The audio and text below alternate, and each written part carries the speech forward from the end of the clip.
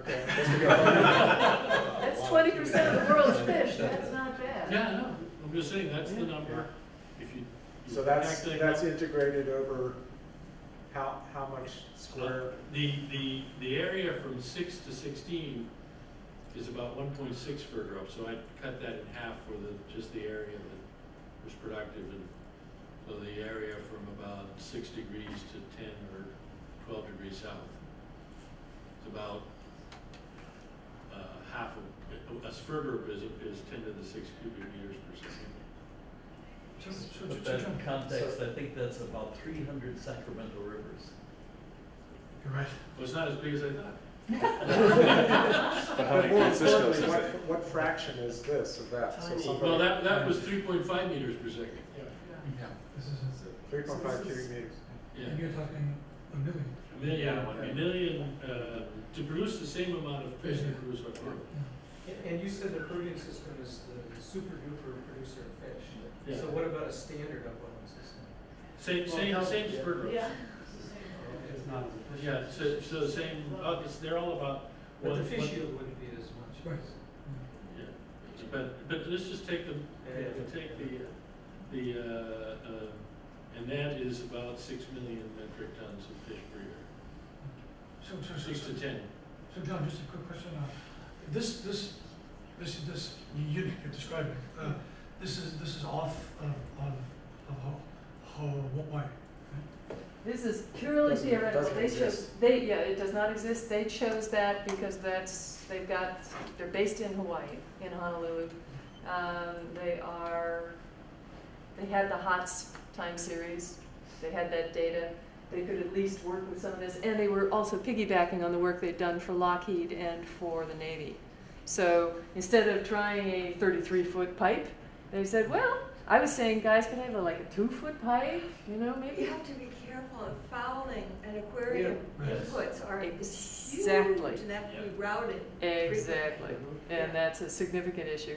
So I was hoping for a 2-foot pipe, and then they said, well, maybe it's going to be more like 6 feet. And when they ran this simulation, they said, nah, it's going to be more like 15. I said, I don't want we don't, I think, want big ships. I don't think that's what we want, but we don't know yet. I think what we want is somewhat smaller pipes at a somewhat slower rate, because entrainment for us, where they're sucking up critters from the deep that they're in, we don't wish to kill them per se, but when they come up, they will be fed to something else. I mean, they're going to get eaten by something as they go by. So we won't have some of the problems that these pure OTEC guys have, because they were just sweating bullets on the bloom they might get. For us, the bloom is a glorious thing. But if we take a look at this and we say, okay, we want us a ship. That's what we want. We want a little ship. We don't want a big ship. Yep. And we would like this little ship to have a very long pipe that goes down there. And we would like it to have another pipe that probably will go this way so that it pulls in warmer water, because we have a big fat problem in that we will be fouling our own nest, because when the water, she come in this way and that way, but then she go out that way, it's warmer. It is warmer than the deep water, but cooler than the surface water. We could wind up with fog, so suddenly we ain't having no blooms. We're absolutely going to have fouling and entrainment. I'm not a fan of huge amounts of chlorine, which is what the OTEC guys use. I was thinking of that inside the pipes, because that will be huge. Yeah. So we're aiming to keep this thing simple, but what gives me hope is that 3-month experiment by the Navy generated, it was only a 50 kilowatt plant, and it generated net enough electricity to supply 3 houses, so about 15 kilowatts. It supported itself, and it could support life forms, which is going to be important, because frankly, if we're correct, we're going to have a whole blue revolution, just like Pat Takahashi talked about, where we're going to have boat people, all right. They're going to be living on boats, in colonies in the ocean, feeding the rest of us, because we is out of land. Waterworld, I think they made Yeah. a documentary about this. And it was an interesting movie. I made my husband watch it recently. So this is, I'm sorry to ask this again, but I'm not getting at that. I mean, is there a certain level, and I know this is down the road for you, not today, of course.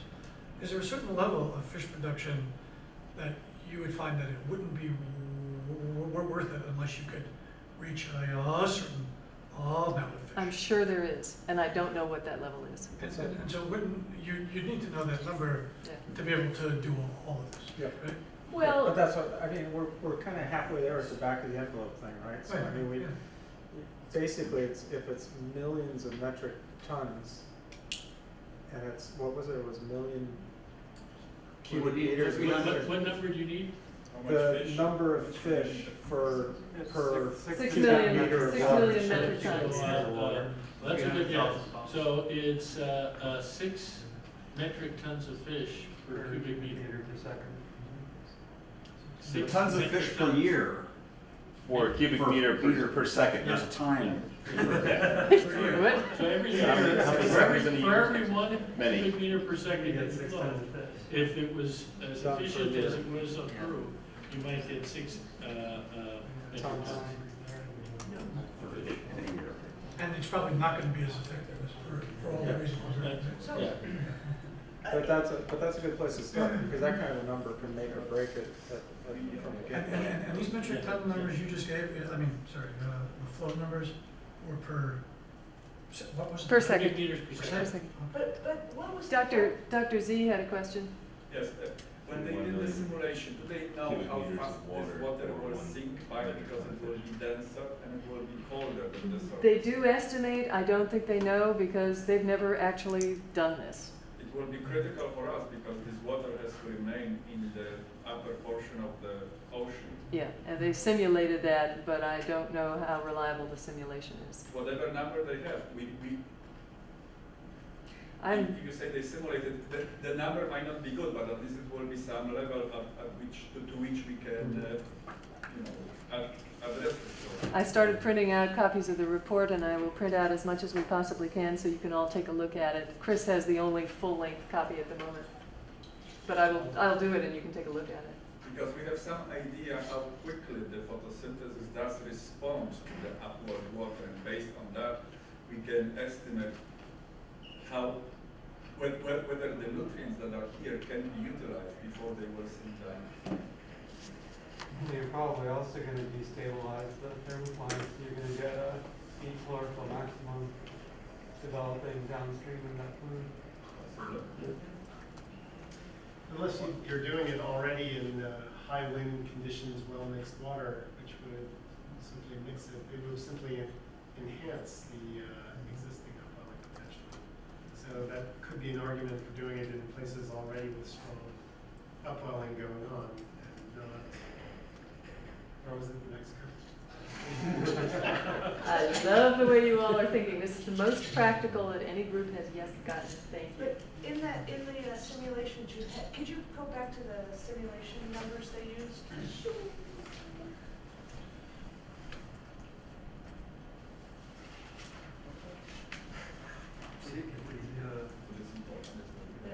No, it's up a little bit. There we go.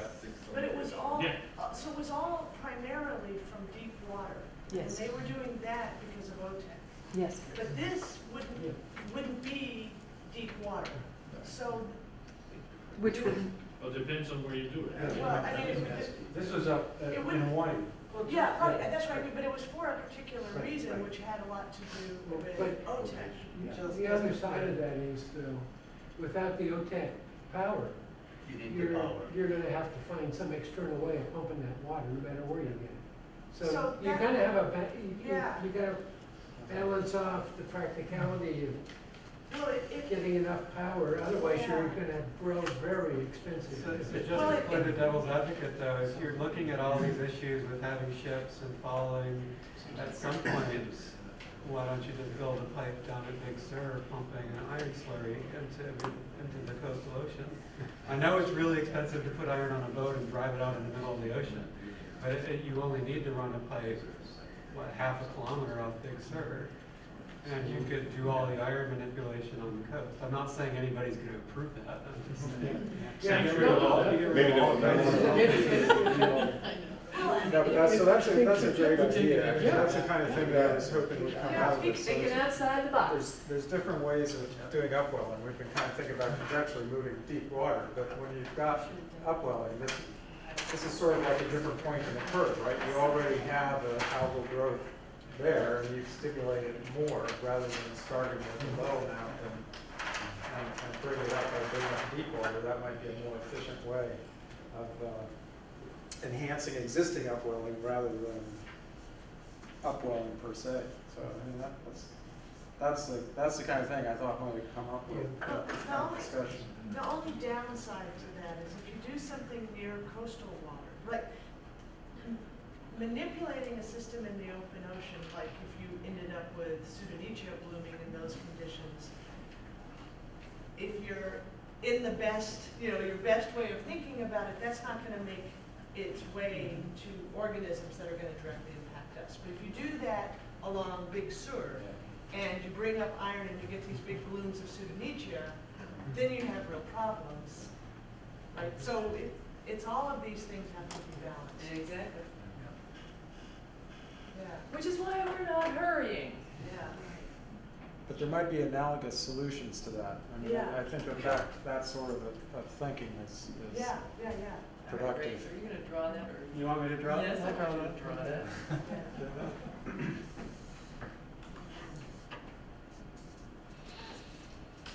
I mean, for those people who are, the Chris Edwards and the Hans Furler, I'm also kind of curious about how we think that algal growth will fit in the context of this plume that's created. So again, we've just sort of done the fish production based on the flow rate, but it's kind of like E equals MC squared, and then a miracle occurs, right?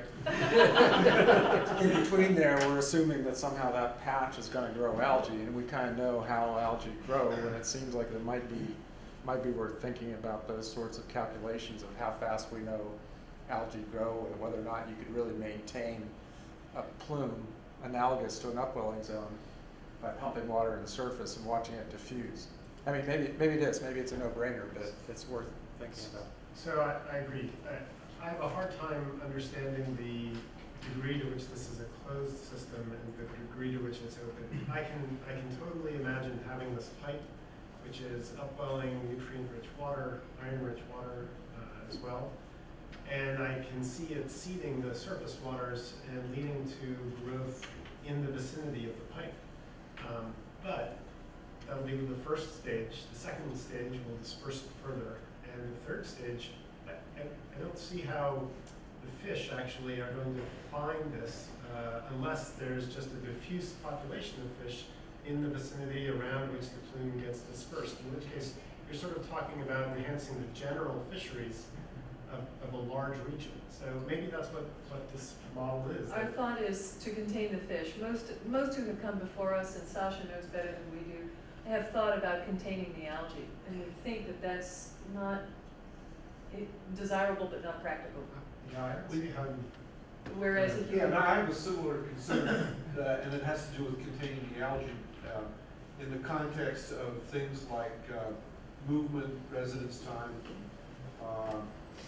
how long it's going to be there, because that's going to play out in terms of who grows and successional issues. Which is why we've talked about, okay, do you start the bloom here and position fish cages downstream? How far does it go? I mean, in our ponds, amusingly, we had a betting pool in our company as to when the pond would, after fertilizing, when would it bloom? It was fertilized once, and the bloom happened 14 days later. One guy got the award for the funniest idea because he wrote 60 days, but it looked like he wrote G-O-D. And so take God to get a bloom. In the meantime, you can get blooms faster than that, and particularly if you've got nutrients coming steadily. But how to perfectly position them, and then of course, when we've got something to eat, other things are going to come and get it. So Ray, if you've got your bloom here, Go ahead. you've got your bloom here, now what? Well, I was gonna suggest that, you know, if you were gonna be really intelligent about this, you do it someplace that naturally generates a lot of mesoscale eddy activity. And so you've got water masses that are moving with some population that are more or less predictable because the mesoscale eddies always propagate more or less in the same direction.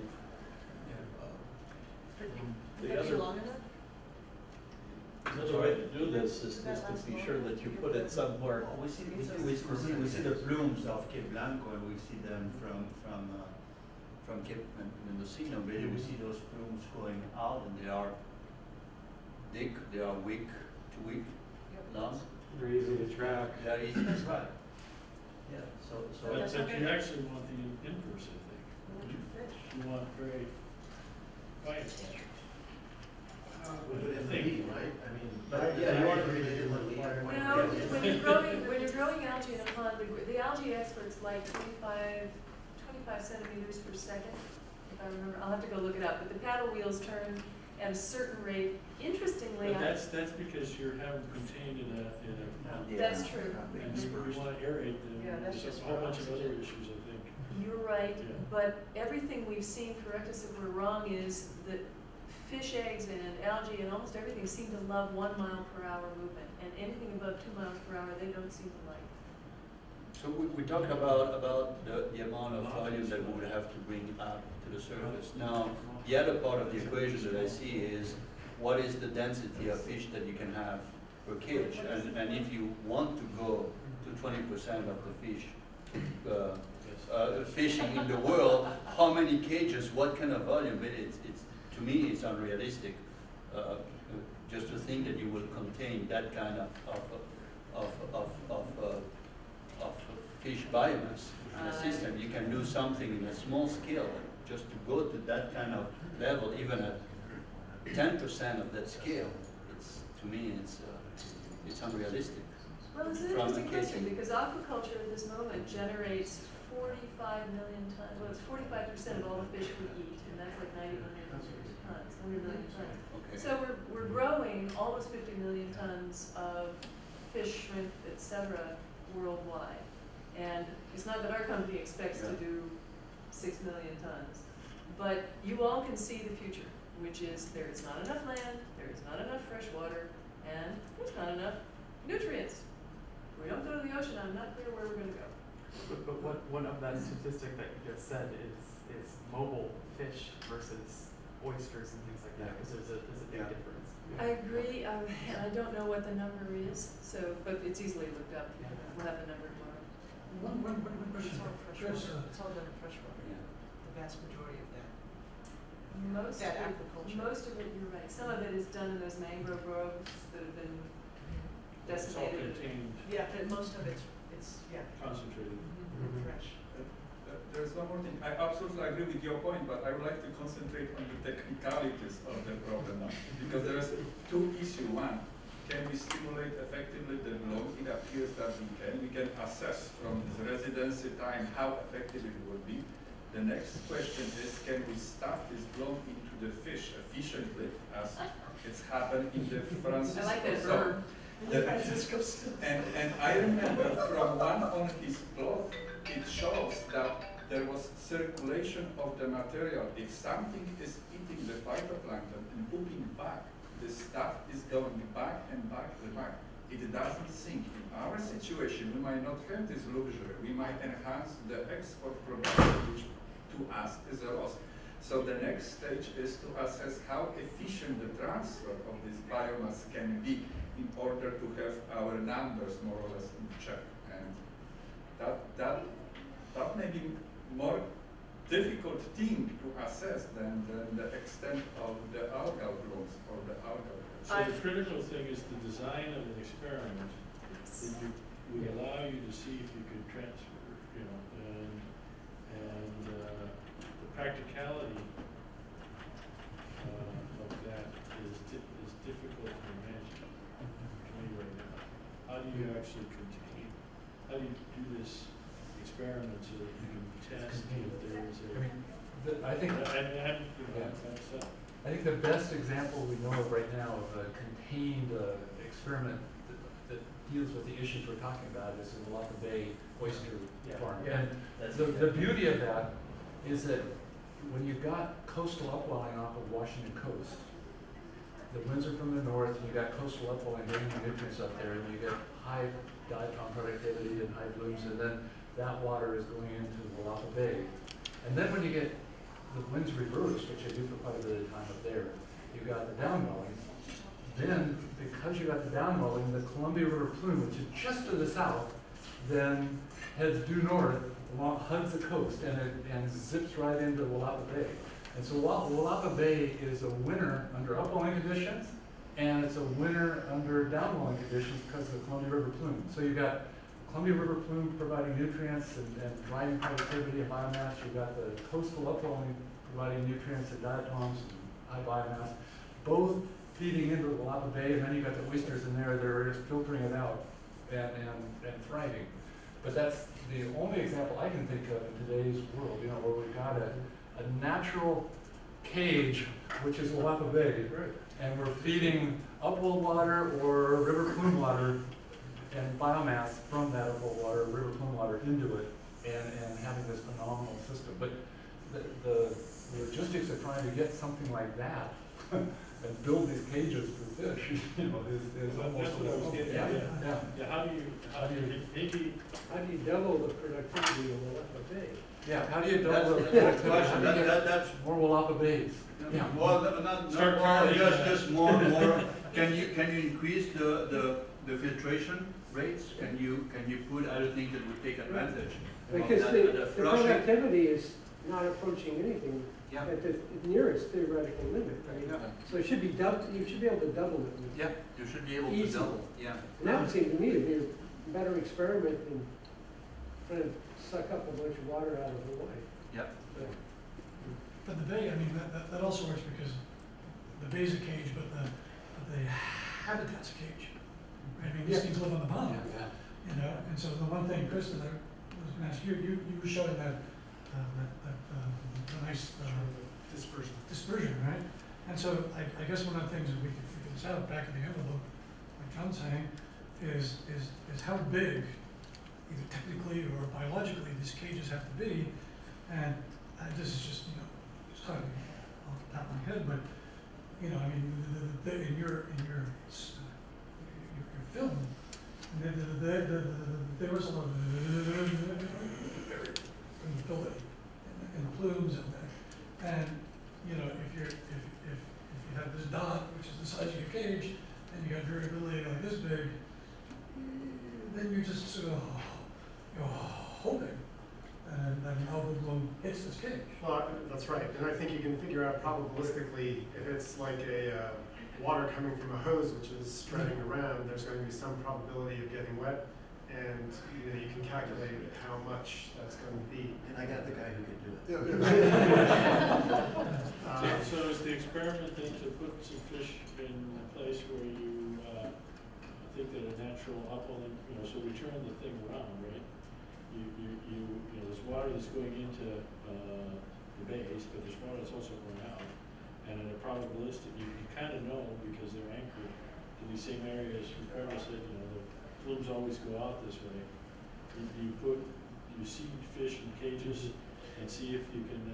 This sounds like the Scottish fjord exercise during World War II, where they were going, you know, where basically they had to produce more fish to sustain them.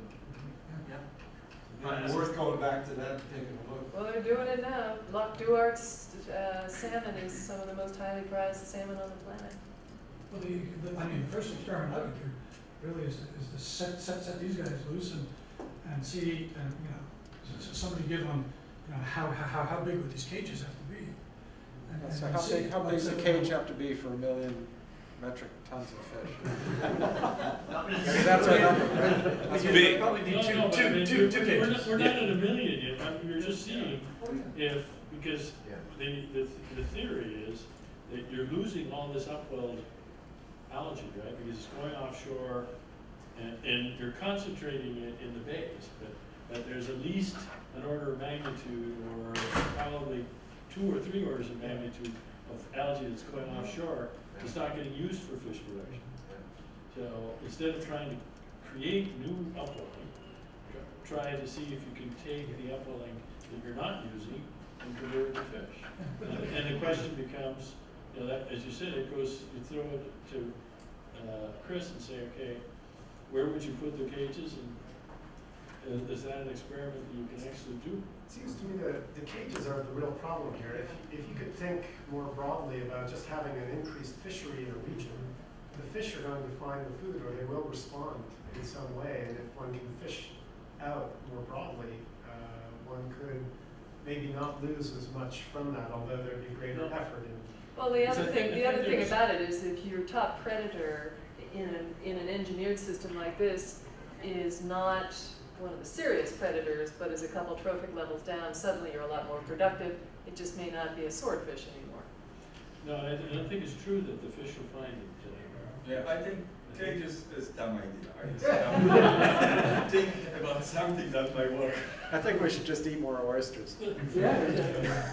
You realize we're eating into our beer time. Yeah.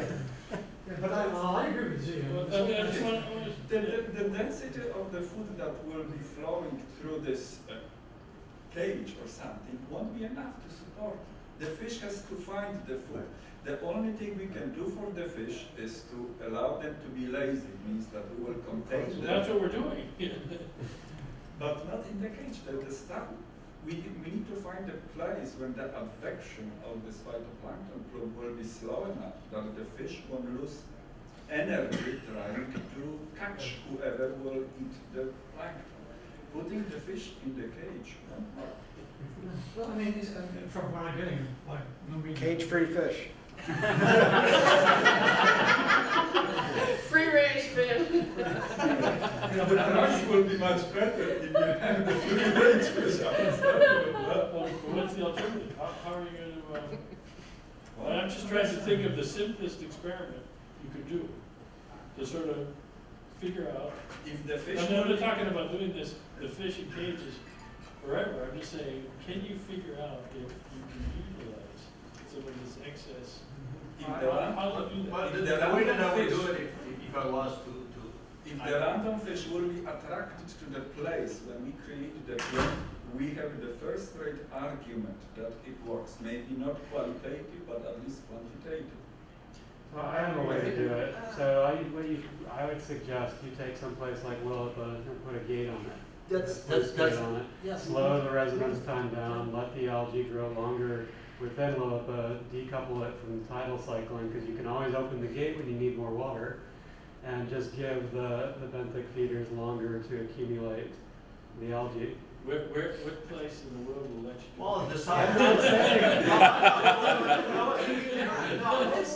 I'm sure there are some countries. Francisco, if I was to do it, I was basically that same idea, to take some of the fjords, or one fjord in the south of Chile that we know that they already have messed it up. So we can keep messing them, but it's exactly the point. Basically just ought to slow down the flow, to be able to control when it goes in or when it goes out. The other way is, and to do it without a fish population and then with a fish population, and just to see what is the effect and what is the efficiency that the system uses. And if Chile won't do it, there are other countries who will, because they are busily licensing their fishing rights to China and others. Let's take the Sea of Cortez. We can But the interesting that actually is an outstanding idea, because the guys who are going shrimp in the Sea of Cortez are getting food conversion ratios of 0.4. This is told to us by Cliff Gowdy, if any of you know him, former head of MIT's Offshore Aquaculture Center and a consultant to live fuels. 0.4, that ain't supposed to happen. But of course, there's so much natural food flowing in the Sea of Cortez that they're getting extra bang for their buck on what they're feeding the shrimp. So what's the biggest number for a fish? The biggest number. You said 0.4 for shrimp. What's Oh, big the number? smaller of the feed conversion ratio, the better it is. When you're dealing with salmon, there's a big fat fight, and you're more expert on this. You two are more expert on this than I am. But the salmon folk are trying to tell you, oh, we got a 1-to-1 feed conversion ratio. You put in a pound of feed, you get a pound of salmon out of it. That's a, Yeah. that's No, So I don't. they're not Thermodynamics. No, I don't. That was trying to He just holds his breath real long.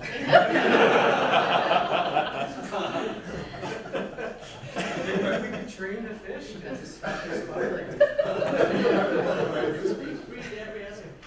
Yeah, that's right. But I'll tell you, the idea of putting a gate on a contained estuary, Lokoia, those of you who know Hawaii, they were growing fish that way for hundreds of years, and it was their way of stockpiling food for the lean times. But they were feeding taro and other things to the fish who didn't know any better than to eat it. Well, that's the thing, in these fjords, I mean, you know, the reason why the upwelling is because there's a lot of land, a lot of pig. Do these feed fjords up? Close to land, so you know, iron problem. But I mean, are the NP concentrations in the fjords as high as they are in the Well, we have to look at this. I mean, Scott Nixon wrote a paper on this